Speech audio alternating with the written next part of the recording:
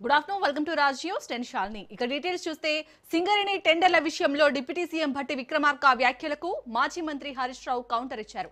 అడిగిన ప్రశ్నలకు సమాధానం చెప్పకుండా భట్టి దాటవేశారన్నారు. సైట్ విజిట్ సర్టిఫికెట్ పై భట్టి అవాస్తవాలు మాట్లాడారన్నారు. రేవంత్ రెడ్డి దొంగ, రేవంత్ రెడ్డి బావమరిదే మొదటి లబ్ధిదారుడు, ముఖ్యమంత్రి ఈ అవినీతికి సూత్రధారి పాత్రధారి అని నేను చెప్తుంటే రేవంత్ రెడ్డితో నువ్వు మాట్లాడతా అంటే ఎట్లా? Is it not a joke?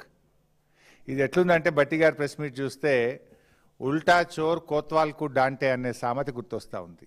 బొగ్గు స్కామ్పై స్పష్టమైన సమాధానాలు ఇవ్వకుండా మాటల గారడితో 4 కాగితాలు చూపి మసిబూసి మారేడికాయ చేసే ప్రయత్నానికి భట్టి విక్రమార్క గారు చేశారు.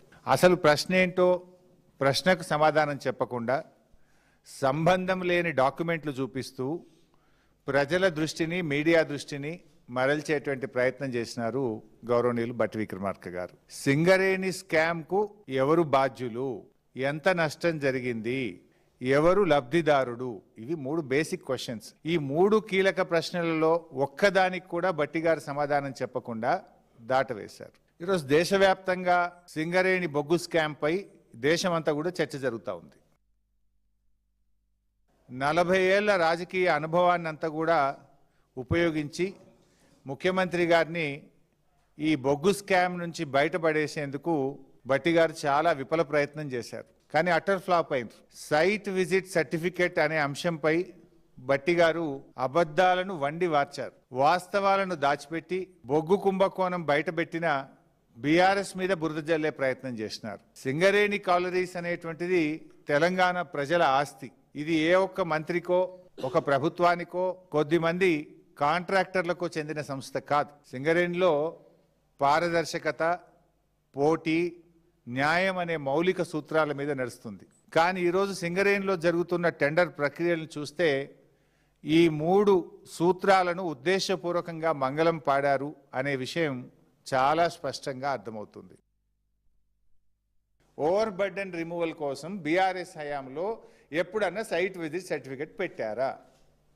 ఈ నిబంధనలు ఎక్కడ కూడా ఓబీ వర్క్స్కు పెట్టమని ఏ సంస్థ కూడా పెట్టలేదు. భారతదేశంలో ఎక్కడ కూడా ఓబీ వర్క్స్కు సైట్ విజిట్ సర్టిఫికెట్ అనే విధానమే లేదు.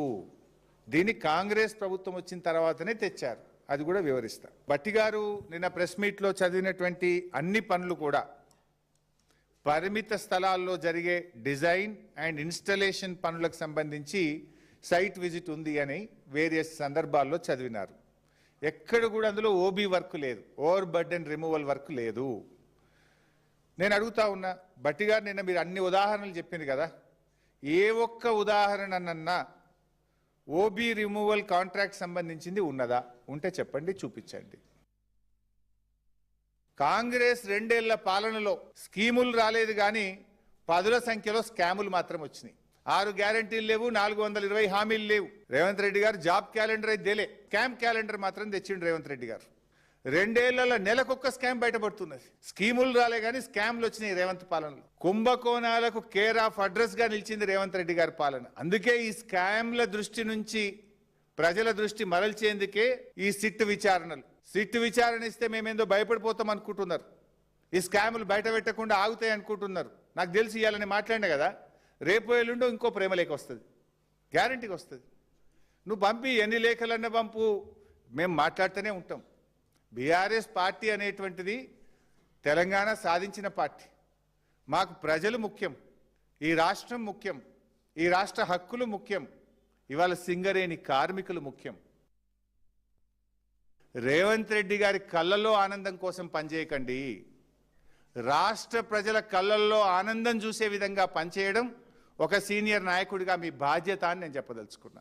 అందుకే మీ కాంగ్రెస్ పాలనలో జరిగిన బొగ్గు స్కామ్లో సుప్రీంకోర్టు, హైకోర్టు సిట్టింగ్ జడ్జి చేత లేదా సిబిఐ చేత విచారణ జరపాలని చెప్పి నేను డిమాండ్ చేస్తా ఉన్నా.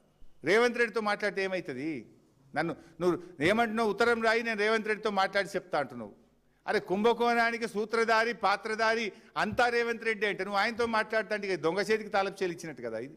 అందువల్ల ముఖ్యమంత్రి స్థాయి వ్యక్తి మీద విచారణ జరగాలంటే అది కేంద్ర ప్రభుత్వ స్వతంత్ర ప్రతిపత్తి కలిగిన సంస్థ విచారణ జరపాలి. సెంట్రల్ విజిలెన్స్ కమిషనా, సిబిఐయా, ఒక సుప్రీంకోర్టు సిట్టింగ్ జడ్జి చేతనా, ఆ స్థాయిలో జరపండి. కేంద్ర మంత్రి గారికి లేఖ రాశాను.